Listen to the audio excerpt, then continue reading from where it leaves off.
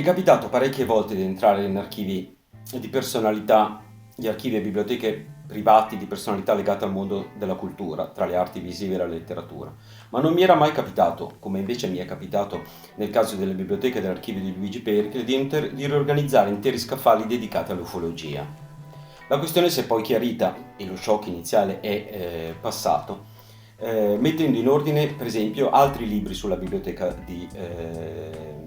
Pericle, dedicati a quell'ampio spettro di studi, decisamente poco ortodosso, e di interessi che l'avevano attratto sin nei primi anni della giovinezza. E sono materie decisamente poco praticate rispetto a personalità coeve legate al mondo della cultura negli anni di Luigi Pericle. E sono discipline come la cosmologia, la teosofia, l'astrologia. Interessavano lui in particolare le lingue, le religioni e le filosofie con uno spettro geografico prevalentemente concentrato tra la Grecia e l'Oriente estremo, cioè il Giappone. Tutto questo trova riflesso anche nell'archivio, la cui riorganizzazione in corso è facilitata dal fatto che per fortuna Luigi Pericle ci ha lasciato su una serie di cartellette, di buste, di faldoni l'indicazione specifica dei contenuti, altrimenti sarebbe stato materiale veramente poco difficilmente comprensibile.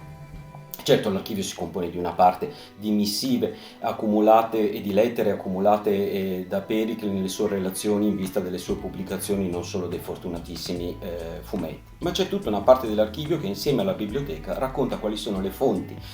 complesse a cui Pericle attingeva per i propri studi e quindi poi di conseguenza per la propria opera pittorica. L'archivio, diceva, ha una parte, circa un terzo, nel quale si conservano diligentemente organizzati in quadernetti splendidi, per chi ha avuto la fortuna di sfogliarli come a me è capitato, tutte le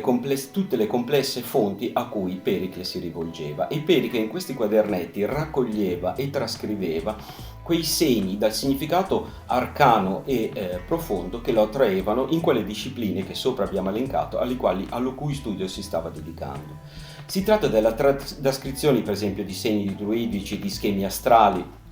dell'eleganza degli ideogrammi giapponesi, che svelano benissimo come Pericle svolgesse questi studi su due versanti. Da un lato indagare il significato profondo e il valore profondo di questi ideogrammi, ma dall'altro anche un'indagine condotta per svelare i meccanismi